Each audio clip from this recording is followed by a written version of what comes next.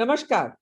We're extremely excited to bring to you the Eat Right initiative of FSSAI adopted by Herbalife Nutrition in Karnataka. Herbalife Nutrition is all committed to make the state healthy and safe in their series of the initiative. Also acknowledging our broadcasting partners, the Mitro app. India's association with food, friends, has been long and strong. Many ancient scriptures have talked pages and pages about the importance of not just what food you eat, but how well, when, and why you eat it. Because all good health starts with diet and digestion. तो आज बात खाने की. And we have with us today the very eminent Mr. Ajay Khanna, Vice President, Country Head, Herbalife Nutrition India. Many thanks for joining us, sir. Namaste. It is an absolute privilege and honor to have you here with us today. Now, my first question to you, sir, is that this has been a crisis of a lifetime. To trigger a nutritional shift, how do you look at the global perspective on nutrition? Namaskar, ma'am, and it's good to be here. I hope you all are keeping safe and looking after yourself. Well, thank you for the question. The global health crisis has strengthened the discussions around safeguarding health through nutrition. And as you said, आजकल खाने की बात करते हैं, nutrition की बात करते हैं. While the mainstream discussion was always been around nutrients and their impact, on the body, we are now looking at a multifaceted, multilateral approach to nutrition, and we now recognize that nutrition to be at the heart of the most socio-economic challenges we are facing today. And the biggest question we want to answer is, how can we get value out of any food, the importance of food? This means that, we need to use innovation to look at the food cycle right from the start, okay? So I think it's from sustainable food cropping practices to multi-sectorial actions to improve household food security, improving food quality and safety, prevention, control and manage infectious diseases, and ensure the bioavailability of micronutrients. And that is what is very, very critical these days. Absolutely. And also factors like perhaps food processing also. And as we talk, I've heard of many new things coming across, like we're talking of millet dosas, which is very integral to India's worldview and such like things. Meanwhile, I take you through to the next question. Ajay, malnutrition and inadequate nutrition as compared to the rest of the 50 crore population in a sedentary time because of the excessive consumptions of fats, salts, sugar, tobacco, and alcohol. How would you like to share your thoughts on this? Well, you're right, Nidhi. Modern living has got us many paradoxes. Well, I think the biggest lesson for us has to be to able to strike a balance. Well, I have in a way addressed this question in the first response. We need to look at nutrition to balance the two opposite sides of the spectrum. And that is what the key is. And what I would say is a powerful, health strategy must therefore include commercially oriented agriculture as well as diversified food and agriculture production that is a balance of native and hybrid foods. Armed with all this, I think we also need to focus on ongoing consumer education, industry education, and not forgetting the regulatory compliance to strengthen the capacity for knowledge generation and dissemination. Absolutely. Awareness, knowledge generation, industry, academia, all of that getting together will only propel this to what India needs now to eat right. And जैसे आपने कहा, मुझे लगता है कि एक आधार card तो होता है, एक आहार कार्ड भी होना चाहिए सबके पास, जिससे पता लगे कब खाना है, क्या खाना है, सीजनल ही खाना है और कैसे खाना है. Nutrition induced diseases, Ajay, are very, very different from that of the rich vis-a-vis the poor. How would you like to phrase that? Can India really afford to eat right? Nidhi ji, very, very pertinent question. And I think the current situation, the pandemic, has taught us that diseases affect not the rich or the poor, they affect humanity. I mean, we cannot envision a world filled with healthy people by looking at it from a economic point of view. Once again, I believe that the balance remains a key word, and nutrition and health index is a strong pillar to build a more equitable world. Much before the pandemic, nutrition-based induced diseases affected the wealthy and the not so wealthy countries in different ways. As a global organization at Herbalife Nutrition, we have constantly worked to address global mega trends such as obesity, as well as malnutrition over the past 40 years of our brand existence. Whether a mega trend or a health crisis, we can only find solution and a way together. That's what is critical. Yeah. Absolutely. और कहीं मैंने सुना है और आपसे share करना चाहूंगी कि हमारे यहाँ कुछ ग्रंथ हैं, चराग संहिता and such other places where we've also heard of herbs, doing wonders. And I'm sure you're using all of this at Herbalife Nutrition. उसमें मैंने पढ़ा है कि अजवाइन के पत्ते के लिए बताया गया है, and अजवाइन grows like a bale. अगर उसे आप कहीं प्लांट कर दें तो उसमें कुछ ऐसी प्रॉपर्टीज हैं which can outsmart this virus, because we all know, you spoke about the pandemic, so the virus is smarter than you and I. It keeps mutating. It has mutated 4,500 times already, and we really don't know what would trigger the next mutation. So at Herbalife, it is wonderful to know those insights from you, that you have branched out into so many things that can take care of India's healthcare index.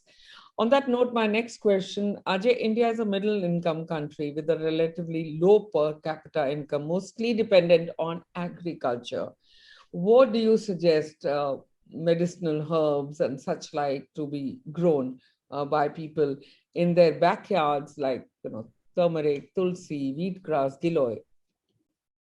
I think, Nidhi ji, what you're referring to is the kitchen garden concept, मतलब जो हमारे kitchen से हमारे तक जाएगा. I think this practice हमारे पुरखों से चली आ रही है. This practice has been in India for over thousands of years, and I think we take pride in that, of the kitchen garden concept. I think and this is consistent with current research. People are gradually returning to native foods. And I think during the current situation, the words which you took about turmeric, kalmeg, and all those kind of stuff, I think these are all available in our kitchen gardens. And kitchen gardens are a great option to produce and consume foods adopted and, which they can adapt, and also which are chosen by the consumers. I mean, this approach also recognizes the social significance of food, and it highlights the multiple benefits associated with dietary diversity. Agar mujhse koi puche, I would say I would love to live out of a kitchen garden concept. Absolutely. And organic farming, या बात करें fruit orchards की, तो आजकल बहुत organic farming भी चल रही है. लौकी या आम अगर देखा जाए तो इंडिया में बहुत सारी पुरखों वाली चीजों को दोबारा से अडेप्ट करने की कोशिश जारी कर दी है, especially since 2020. If you talk of 1990s, when we had the breakfast revolution, Ajay, we saw people moving down to oats and sesame and pumpkin and cornflakes, and our dining tables were really cluttered with all of that. Now come 2020, and we are looking into our cupboards for turmeric, haldi, as you pointed out, and amla. The Google searches have gone viral on amla. What is your vision, Ajay, to change the nutritional landscape of India? Well, Nidhi ji, from an organization perspective, we are very, very clear in our approach to nutrition. We have a portfolio of high performance, science-based products, and the main thing is hamare distributors The distributors, difference which they make, the difference which it bring about in the market, on the experience and being of a personal one-to-one touch. And that, I think, what in today's world a consumer is also looking at, a personal one-to-one touch. And we as an organization, we are committed to nutrition advocacy and education by working with various holders to eradicate global megatrends such as obesity and malnutrition. I mean, we strongly believe that our responsibility, as a global nutrition company, to ensure nutrition reaches to all aspects of society, and especially those, who need it to the most. I mean, मैं आपसे share करना चाहूँगा, in 2019, we started the Nutrition for Zero Hunger initiative. Our Zero for Nutrition Hunger initiative is basically a global program that is dedicated to providing nutritious food and nutritious education to communities across the world. And this effort is aligned with the United Nations Sustainable Development Goal number 2, which seeks to end hunger in all forms by 2030. In India, Nutrition for Zero Hunger, I would like to share again with you, has impacted more than 4 lakh women and children to improve their nutritional choices and outcomes. And since March 2021, as recent as March 2021, our distributors, our associates, our employees, have contributed almost about 70,000 kilos of, dry rations and food that has fed, I think, more than over 20,000 people and their families across the country. That is indeed a wonderful initiative. I would like to end with that. And I'd like to thank you for this absolutely wonderful session. And as you said very rightly, the need is advocacy. The need is to talk, because उसी से एक change आएगा. हमारे और आपके बात करने से एक बेहतर भारत आएगा आगे. जो न्यूट्रिशन लैंडस्केप हम देखना चाहते हैं, आप देखना चाहते हैं, वो सब सामने आएगा. And on that note, I thank you for joining us today. And friends, let food be our medicine. Let us begin to strengthen our immunity, and remember that we need to detoxify ourselves also. If health is wealth, it is indeed the need of the hour to invest in the same and to safeguard our future. A special shout out to FSSAI and Herbalife Nutrition. Thank you for supporting us in this endeavor, and many more successes to you, Ajay. On that note, namaste. Thank you, Nidhi. Namaskar. Thank you.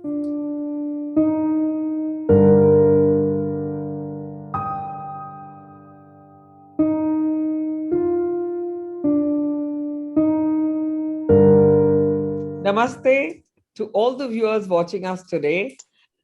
Acknowledging our event partners, Eat Right India campaign led by FSSAI, supported by Herbalife Nutrition, and broadcasting partner Mitro app, which has a following of over 50 million plus. So this program is going to reach out to more than 200 million viewers on day 1.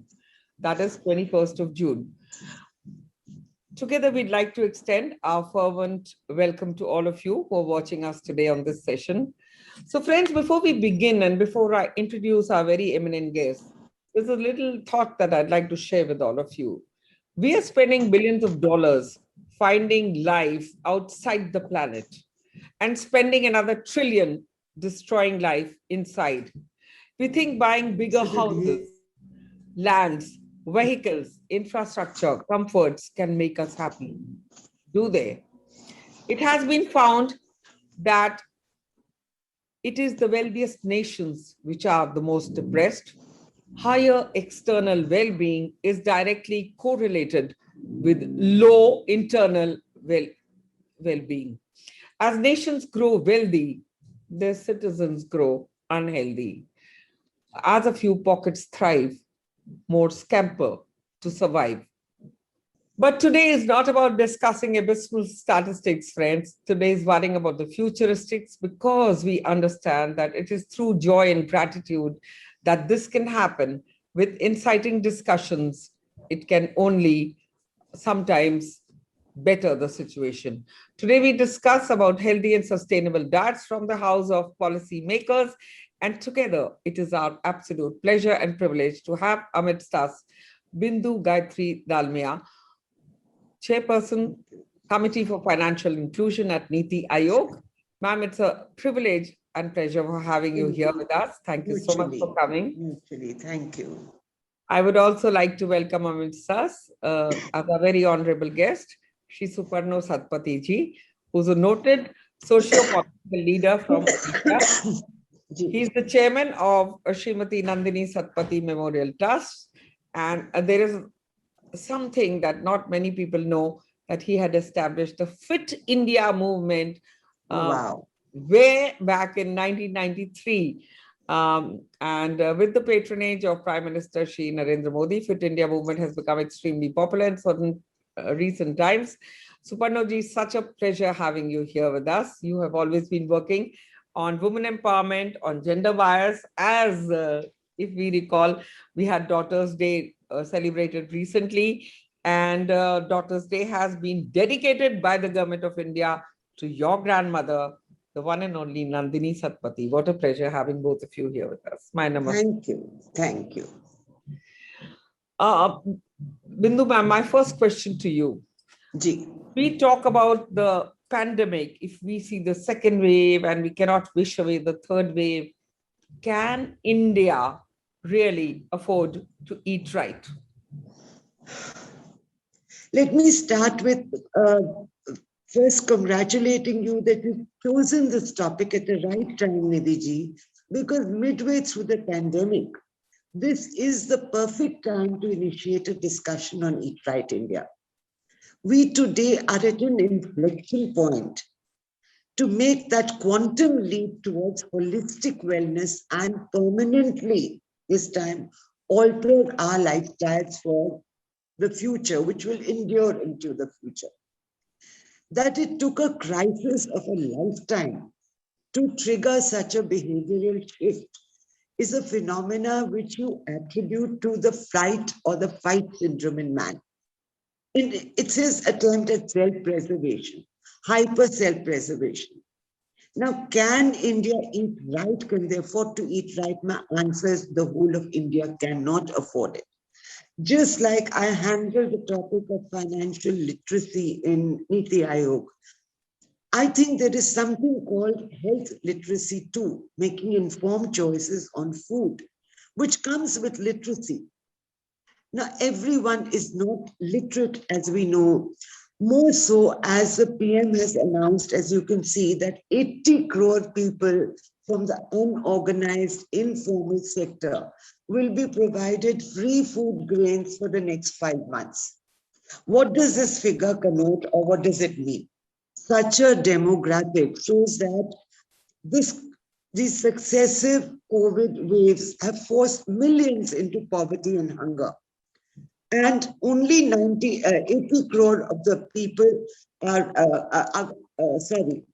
138 crores minus 80 crores. 80 crore are the impoverished or below the pyramid, and the rest are well-to-do.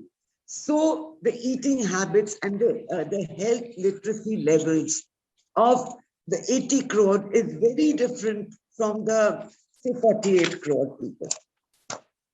These bottom of the pyramid startups, they are prone to different diseases and prone to malnutrition and inadequate nutrition compared to the rest of us, which are prone to comorbidities that come from sedentary lifestyle or excessive consumption of anything, sugar, fats, alcohol, tobacco, whatever. So nutrition-induced diseases of the rich are going to be and are very different from the poor. The poor will die of malnutrition, starvation, penury, whereas the rich man's diseases are hypertension, cholesterol, diabetes. As we are a middle-income country with relatively low per capita income, Nidhi, mostly dependent on agriculture. I will not say it's not within the realm of possibility, because even farmers can grow in their backyards super herbs like turmeric, tulsi, wheatgrass, giloy, whole grains. It's a question of public messaging and educating them that even if they may not be able to afford the very expensive fruits and vegetables, they're given that 80 crore are going to be subsidized by the government for food grains. But things like giloy and wheatgrass and turmeric are available in their backyard. India has tried to patent the turmeric as a natural antibiotic. बिल्कुल सही, जैसे आपने कहा कि आजकल हम second wave के बाद ढूंढ रहे हैं अपने कबर्ड्स में, अपने किचन शेल्व्स में neem, turmeric, giloy, moringa and all of these, जो आमतौर पे भारत के खाने में जाहिर है शामिल हैं। सुपर्णा जी, यहाँ आपसे सवाल, आपने फिट इंडिया मूवमेंट शुरू करी थी और अभी अभी डॉटर्स डे मनाया गया, जो आपकी ग्रैंड मदर की याद में मनाया जाता है by the government of India. The very very well known and famous Nandini Satpathy ji, उनको हमारे मंच से बहुत बहुत नमन। उन्होंने कितनी चीजें भारत के लिए की हैं। We have so many cases, Nandini Satpathy versus the government of India, where she has tried to bring about change. Had she lived longer, we would have seen more change happen. But according to you, what is eat right? According to you, what is Sahi Bhojan? And how far is it feasible in your places, if we talk of Odisha? First of all, as a conventional dietitian or a degree holder or a diploma holder, I'm not one of those. But I have a simple understanding of what eat right is. And since I have been a sports veteran, I've been a fitness veteran. And in 1993, we started Fit India, which of course now is a movement. At that time, it was not a movement, but now with the patronage of PM Shri Narendra Modi ji, it's become a movement. It's spreading all over the country, to every corner of the country. I think we need to go back to the basics. We have a temple which is one of the oldest temples called the Jagannath Dham, the Jagannath temple, which is almost about 950 years old. We have Sattvic Bhojan, which is prepared there every day for thousands of people. And this food is very high on nutrition. Most important, very little bit of it is fried. Rest, everything is prepared by steaming. And the nutritional value of the Mahaprasad, as we call it out here, is extremely high. And as Dalmia was mentioning about certain kinds of food like giloy and other things. See, these are perfectly fine. But as I understand, if we get back to the basics of the indigenous food available with us, for example, our tribals, like this is a statistic which I would like to share with all our viewers, that during this pandemic, our tribal population wasn't hit that bad because their immunity levels are high, because they consume or they eat natural food which does not have pesticides, which does not have other ailments or other things, other ills which come in. Like, for example, you're sitting in Delhi and the sabji wala or somebody giving you the sabji, you really don't know what kind of vegetables or fruits or edible things which you're getting. And mostly everybody is on processed food now. Now, it sounds fine if a particular friend of mine mentions that processed food improves on the economics of the agriculture. It sounds fine, but eventually we are deviating from the natural food process which we have. And every region, not only in our country, but everywhere in the world, the local food as we understand, the body genetically adapts to the local food. So anything which is foreign uh, does not go well with the body. And if we go back to the basics, like the Chappan Bhog, as I was mentioning, of the Jagannath temple, is completely ready with nutritional values, and it's not very expensive, and anybody can have it.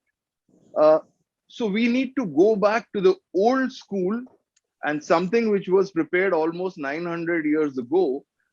We can go back to that, which is called the sattvic food. As you would understand, we say that sattvic food is prepared for the gods, for the deities, and it's not that the god is going to eat away that, but it was supposed to be given or offered to the gods, and everybody else would have it as prasad. So it is very important that we understand the old school, as well as amalgamate that with the new kind of food trends which are available right now. Absolutely. And India has this vast, lovely culture that comes to us with so many examples of sattvic food, sahi ahar, sahi vichar, and these kind of ideologies from Patanjali onwards. Today, we are talking at a time when the whole world is celebrating Yog Divas. Thanks to the monumental efforts by the Honorable Prime Minister Narendra Modi. तो योग के मायने क्या हैं आपके लिए? If I ask you, Bindu ji, yog is union. Earlier it used to be said that even marriages were yog, even having children was yog. Yog basically means union. So what would you like to say on Yoga Day? Nidhi ji, I want to say, since we were particularly talking about Sahi Bhojan, Behtar Jeevan, it is only a part of a whole.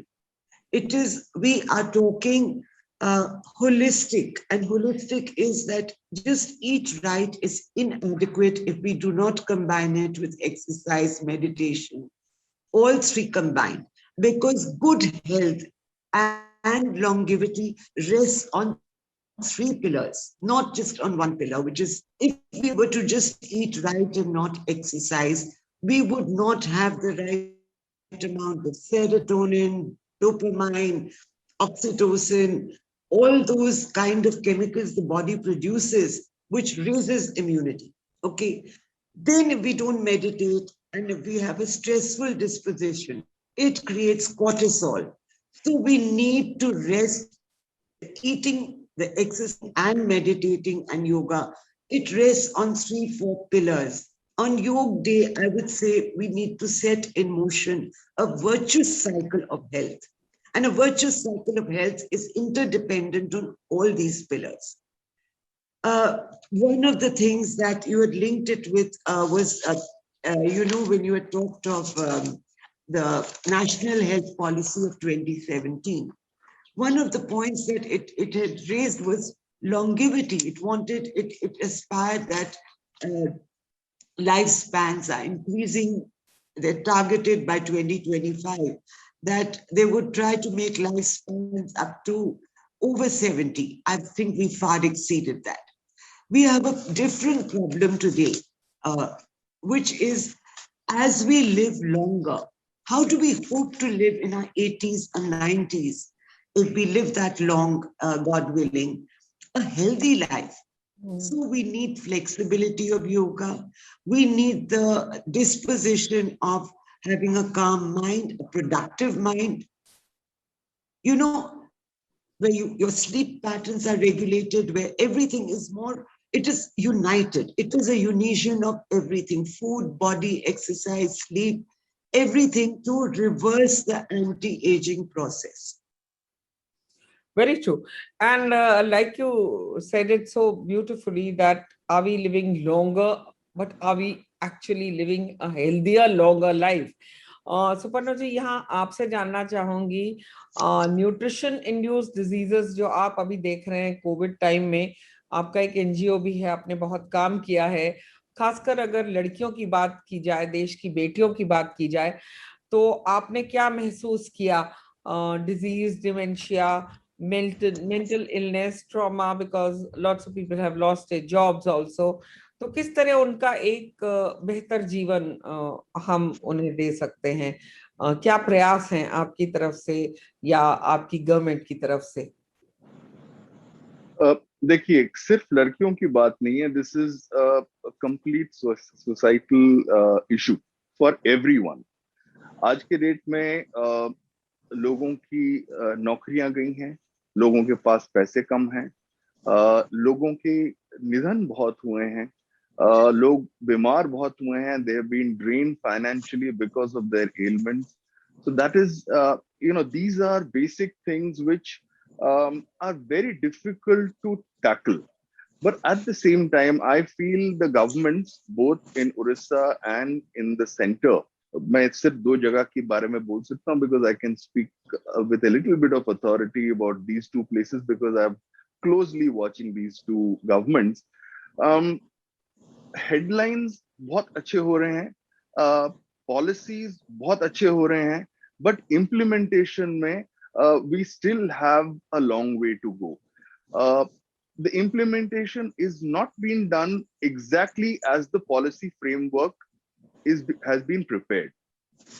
तो उसमें गलती मैं किसी का नहीं बोलना चाहूंगा कि किसी एक की गलती है या किसी का कोई वो है, but then our system needs to adapt to the new policies, needs to be more compassionate, needs to be more hands-on to understand.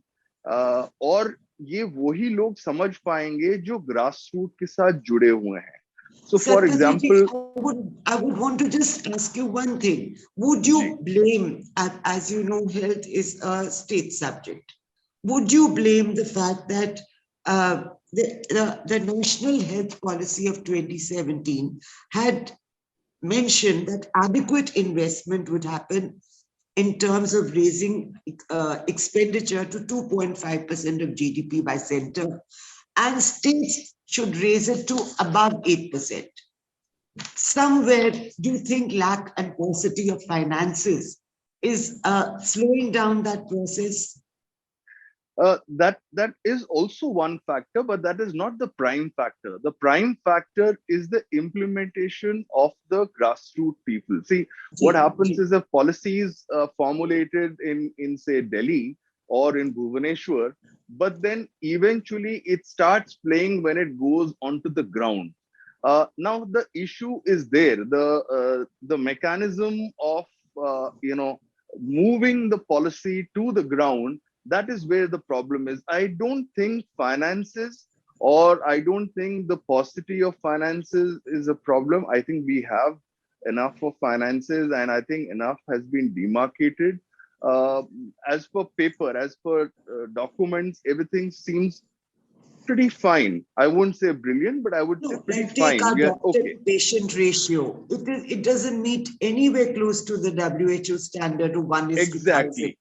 Exactly. Now we have a hospital where 30 doctors are supposed to be there in a hospital. It's a district level hospital, and we have only one doctor, and that too an orthopedic doctor.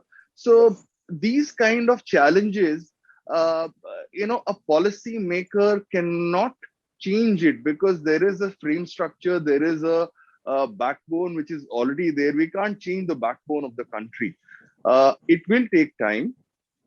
So that's the reason I say the grassroots movement needs to be more compassionate and needs to be more hands-on to understand where the challenge is, instead of that Babu dome or that that authority ki bhai main authority hu, mere paas paise hain, main dunga to theek hai, nahi dunga to koi baat nahi.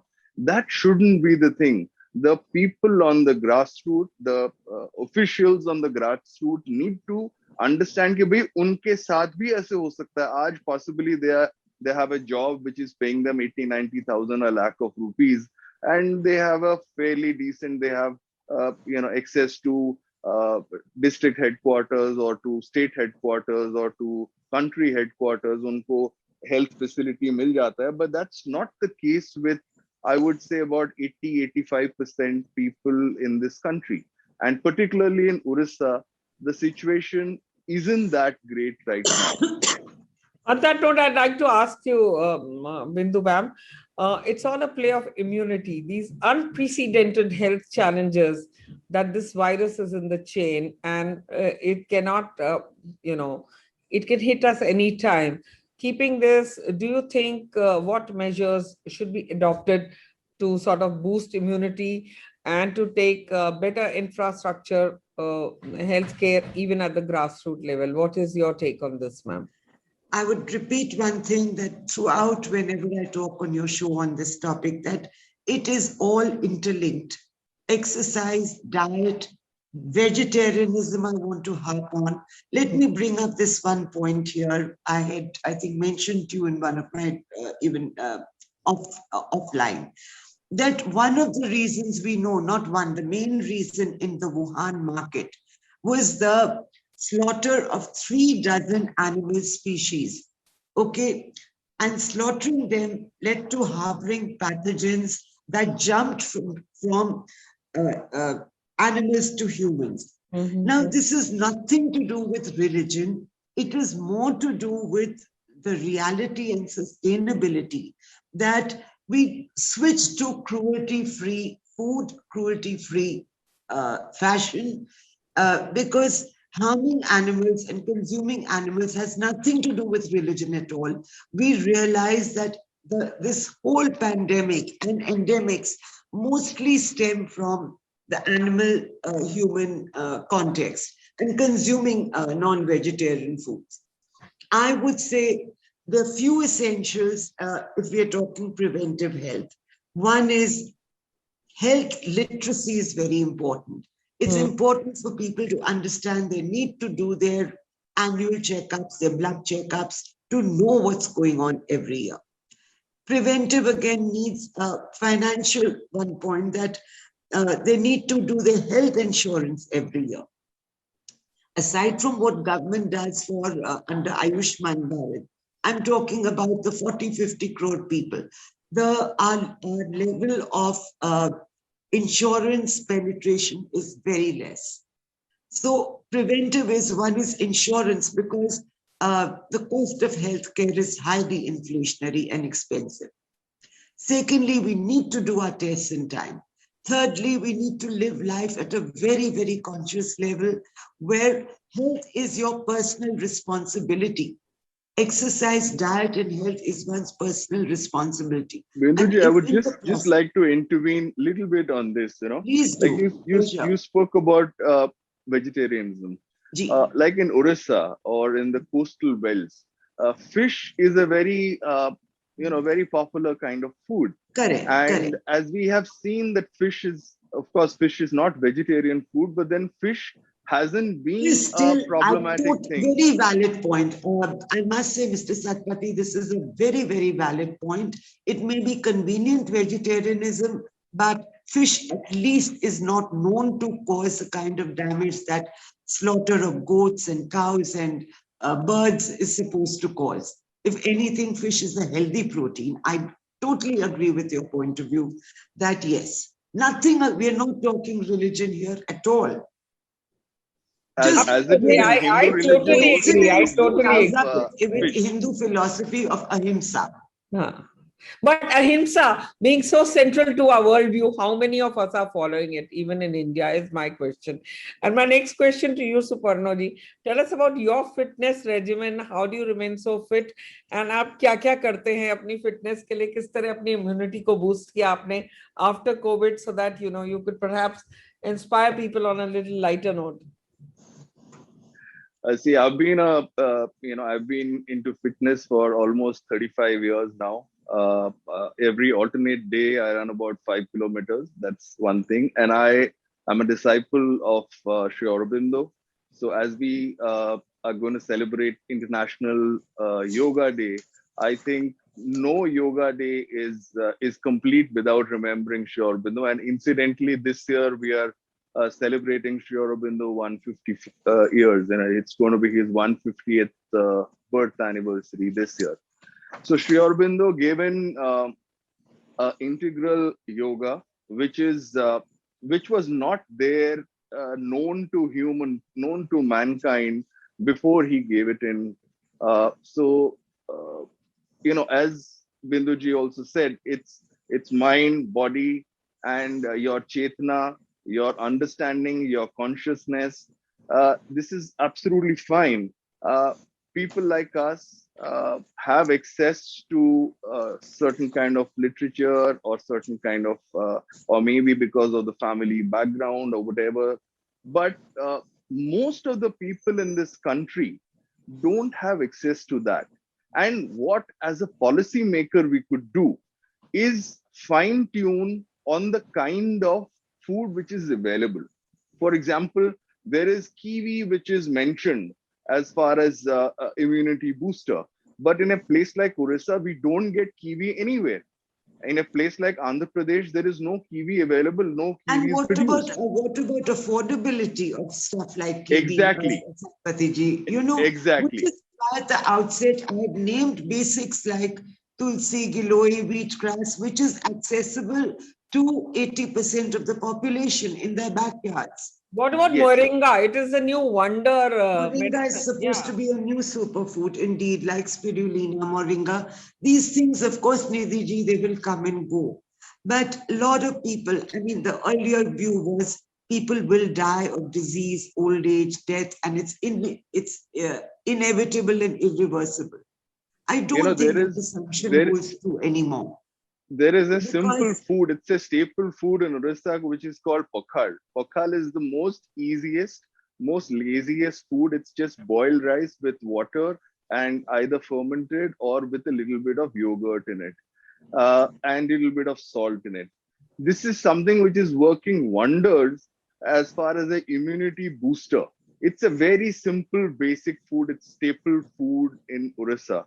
It keeps your stomach cool, and it also provides basic nutrition to the body. This is a staple food. So as I had mentioned earlier also, if we go into our indigenous food habits, the kind of food which is readily available, as Binduji also said, anything which is available in our backyard, which is available in our neighborhood. uh, so the government needs to formulate and push those products, also give, maybe incentivize the production of that kind of food, or provide certain kind of support. If that is possible, then people will get, the producers also would get interested in producing these kind of foods which also increase the immunity and which are healthier food, it rather needs than more public messaging, and yes. you definitely needs more public messaging. And Satpathy ji and Nidhi ji, where the FMCGs are concerned, how FSSAI is now getting.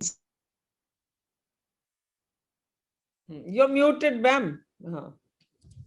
That is excellent, that the FSSAI is getting stringent on protocols.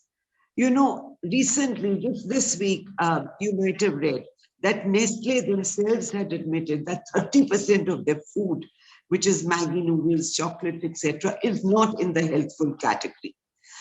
Even in schools today, dietitians are becoming more careful in what they're giving children nutrition-wise, so it doesn't lead to obesity or childhood obesity and stuff like that. So it's just as well that FMCGs are being forced to alter their product line in line with behavioral trends and what the consumer needs today.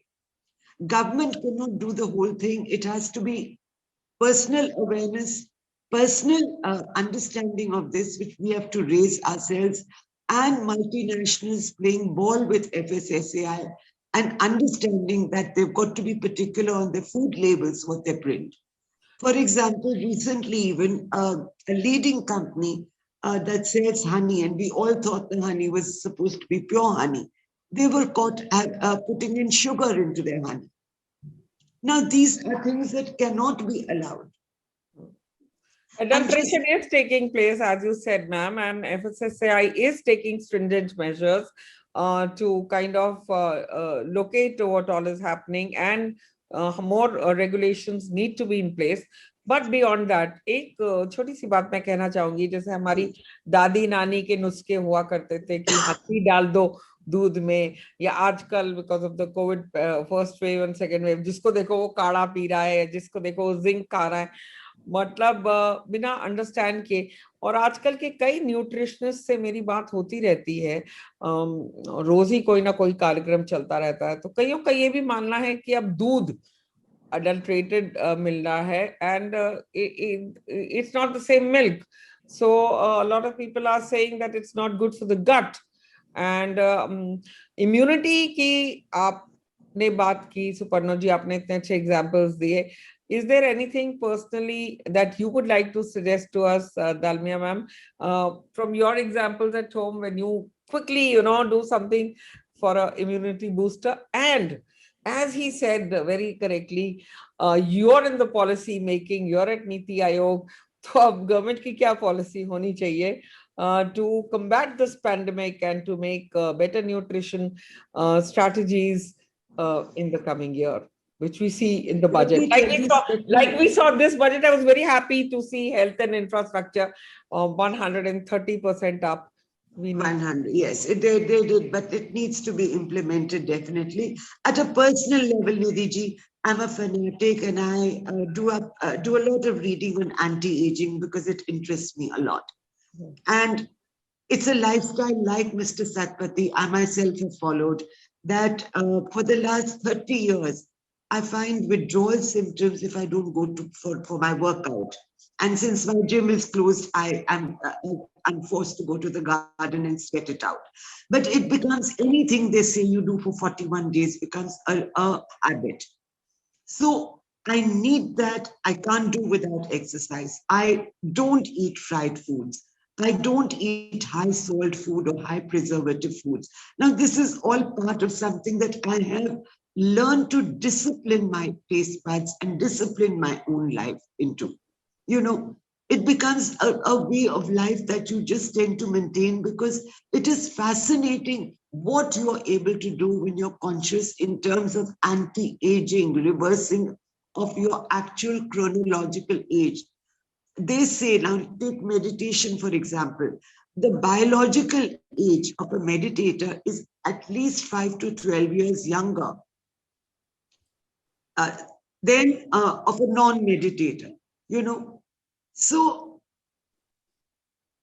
it's all a mix of good. So now a lot of studies are happening in the US as we are speaking, you and I. There's so many studies which have really intrigued me. These are today, let me tell you, the biggest sunrise industries in America are the anti-aging one and food, healthy cereals, healthy snacks, healthy snacking. These are the sunrise industries there, as they are going to be in India. That is a very clear trend that is picking up. Absolutely. And India at 75, the whole document, I did a series on that yesterday. India at 75, Bharat की आजादी का अमृत महोत्सव, उसमें ये document बहुत clearly mention है, sunrise and sunset sectors. I have gone through all the pages of that. मगर जैसे आपने बहुत सही बताया, जो ये स्टडीज हो रही हैं वो यूएस में हो रही हैं, और शायद कुछ समय बाद कोई मरेगा ही नहीं. If things go right in the next 10 to 20 years, we'll be able to replace every organ. मगर उससे पहले लाइफस्टाइल जो डिजीजेस हैं इतनी फैल गई हैं इंडिया में. और सुपर्णा जी, आपसे जानना चाहती हूँ कि जो लोग फिट नहीं रहते, वो लाइफस्टाइल डिजीजेस को किस तरह कम्बैट कर पाते हैं. डायबिटीज हुई, hypertension, all these are lifestyle I diseases. think genetic mapping, I don't know, Satpathy ji, would you agree? Genetics is also a very growing field, genetic mapping, to,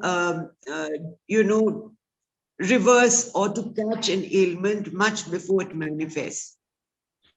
I believe in two things. One, what the US is studying on right now, we have had the similar kind of study. अगर हमारे पुरानों को देखा जाए, पुरानी किताबों को देखा, even your previous generations, if you see, people have lived for about 100 years, 110 years, 120 years, and the ones before that, if some people have done studies, so the longevity, unless and until there was a there was a pandemic or there was a hydra or something which perished a lot of people, but normal lifespan before antibiotics came in or before allopathic medicines came in wasn't that bad in this country. So the study needs to go to that. And the most important thing is the industrial waste which we have today. Like I come from a place which is possibly the seventh most polluted zones of our country. And हम लोग बचपन में या आप लोग भी जब school में पढ़ते रहे होंगे या आप पहले भी बताया होगा कि बोरवेल का पानी सबसे शुद्ध होता है. The earth filters that water for you, but unfortunately because of industrial waste and treatment not being done, our groundwater, the recharged groundwater is also getting contaminated, and because of that the plantation, the vegetation is getting affected. Because of that, the animal chain also gets affected. So मेरा मानना ये है कि हम सिर्फ studies और doctors और medicine के ऊपर ना जाके, if in case we can tinker at the cause of it. हम लोगों ने एक सर्वे किया था with Asian Institute of Public Health. उनके साथ एक सर्वे किया था. उड़ीसा में एक ब्राह्मणी रिवर है, एंड हम लोगों ने एक मैपिंग किया था जो रेड क्रॉस कैंसर पेशेंट्स को कुछ ग्रांट देती है. Red Cross has a policy of giving a grant to cancer patients. So हम लोगों के मैपिंग में उड़ीसा में that belt had the highest density of people with fluorosis, with cancer, with skin ailments. So हम लोगों ने वो मैपिंग किया तो हम लोगों ने ये देखा कि जो इंडस्ट्रियल वेस्ट है वो वाटर के अंदर उसी बेल्ट में जाता है. सो हमको वो अगर ट्रीट करना हो, हम बोल देते हैं भी फलाने को कैंसर हो गया, फलाने को ये हो गया, फलाने को वो हो गया, तो हॉस्पिटल भागते रहते हैं. बट वो हुआ क्यों, उस जगह पे अगर काम किया जाए तो हो सकता है maybe in our life span we might not benefit out of it, but the future generations might benefit out of it. Absolutely. और चलते चलते क्या मैसेज देना चाहेंगे आप दोनों? I can ask Dalmia ma'am first, and we're going to have more Yes, of Gauri, Bindu. Nidhi ji, there's a very beautiful line that I read with, Deepak Chopra in his Ageless Body, Timeless Mind. He had written 10 years back. And I will just quote and read out of that. He said very beautifully, there exists in every person a place that is free from disease, that never feels pain, that cannot age or die. When you go to this place, limitations which all of us accept cease to exist. They are not even entertained as a possibility. This is the place called perfect health. People don't die of old age. They die of diseases that accompany old age, which are entirely preventable. How beautiful. This is to an I think Deepak Babu is fantastic with words, and I think he's summed it up brilliantly. There's nothing else beyond that one can explain. The only message which I would want to give to people is to be conscious of because what you are is what you eat. Whether it is what the kind of food you eat, the information you eat, or anything you consume, you are what you consume. So be very conscious of that. Not only good food, good thoughts are important, and as I would say, being sattvic is better than being tamasic. That is the most important thing. Absolutely. So sattvic thing, which is insurance. Though it is not directly related, but everyone must each year take their health checkups very seriously to be proactive, and to be proactive again. Health insurance is a must. And absolutely. And also, please do not let your caution down. And as I say daily on all my shows, Vaccinate, vaccinate, vaccinate India. Keep social Indeed. distancing. 2 गज की दूरी जरूरी है. Safe distance रखें. Mask जरूर पहने. Do not throw caution to the wind because the virus is smarter than you and I. Let us work together to make India truly, truly healthy and happy. On that note, I'd like to thank you both for joining us Thank you today. so much. And I wish Thank that you Thank come you. on for one more session. Namaskar, namaskar, Nidhi ji, Thank you so namaskar, much. Satyaki ji. To all And our to Thank viewers, you. Thank you so much. acknowledging a big shout out again to the Eat Right India campaign led by FSSAI. हम उम्मीद करते हैं कि बच्चों के आने वाला कल रोशन हो, बेहतर हो और सही भोजन के साथ वो जिए और इस लड़ाई को झेलें. कोरोना हारेगा, भारत जीतेगा. And I'd also like to thank Herbalife Nutrition for their support, and of course our broadcasting partner, the one and only Mitro. Thank you so much. thank you so much. Jai Hind. Thank you. Yeah. Jai Hind.